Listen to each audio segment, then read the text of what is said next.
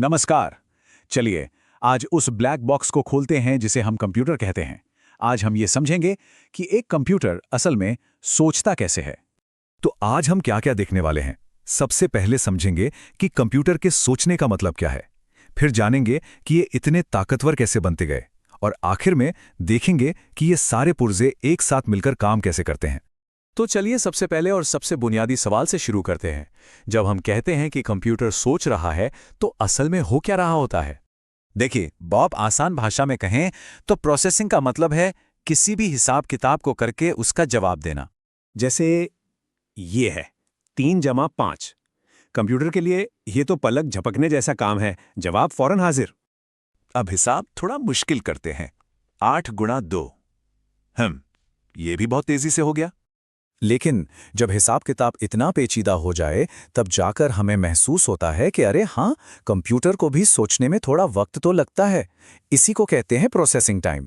और ये सारा सोचने समझने का काम कौन करता है? वो है कंप्यूटर का दिमाग, जिसे हम सेंट्रल प्रोसेसिंग यूनिट या शॉर्ट में सीपीयू कहते हैं। इसके अंदर समझिए 3 खास डिपार्टमेंट हैं। एक जो सारा हिसाब किताब यानी मैथ संभालता है, दूसरा जो बातें याद रखता है, और तीसरा जो सबको बताता है कि कब क्या करना है।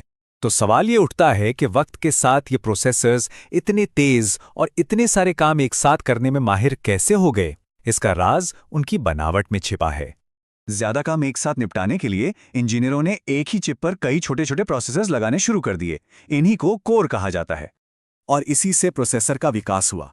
पहले आए डुअल कोर, फिर क्वाड कोर, फिर ऑक्टा कोर, और आज तो 12, 16 या उससे भी ज्यादा कोर वाले प्रोसेसर आम बात है। इसे समझने का सबसे अच्छा तरीका यह है, सोचिए एक इंसान को 4 अलग अलग काम दे दिए जाएं। वो एक एक करके ही कर पाएगा, है ना, धीरे धीरे। लेकिन अगर 4 लोगों को एक एक काम दिया जाए तो सारे काम एक साथ और कितनी जल्दी हो जाएंगे। बस यही फर्क है। लेकिन अब सबसे बड़ा सवाल, इतनी छोटी सी चिप में इतने सारे कोर फिट कैसे होते हैं? इसका जवाब है नैनोमीटर टेक्नोलॉजी में। ये सब चीजों को मतलब ट्रांजिस्टर को बेहद छोटा बनाने का विज्ञान है। देखिए, दूरी जितनी कम होगी, जानकारी को एक जगह से दूसरी जगह जाने में उतना ही कम वक्त लगेगा। नतीजा ज्यादा स्पीड और बेहतर परफॉर्मेंस। यहां एक बहुत बढ़िया उदाहरण दिया गया है।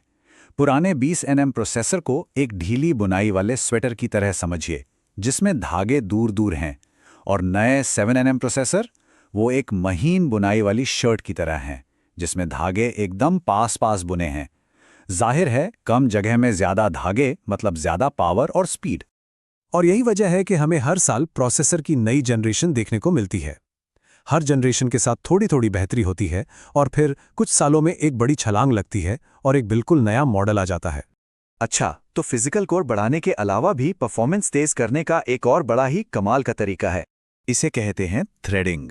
इसमें होता क्या है कि एक असली यानी फिजिकल कोर को ही सॉफ्टवेयर के जरिए ऐसा बना दिया जाता है कि वो 2 कोर की तरह काम करे। ये एक तरह का स्मार्ट मल्टीटास्किंग है।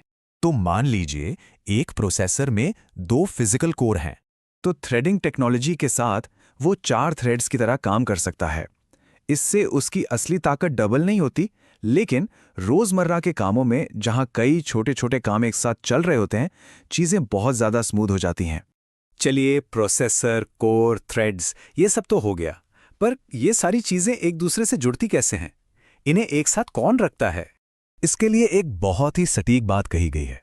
जैसे एक माँ पूरे परिवार को जोड़कर रखती है, वैसे ही मदरबोर्ड पूरे कंप्यूटर को एक साथ जोड़कर रखता है।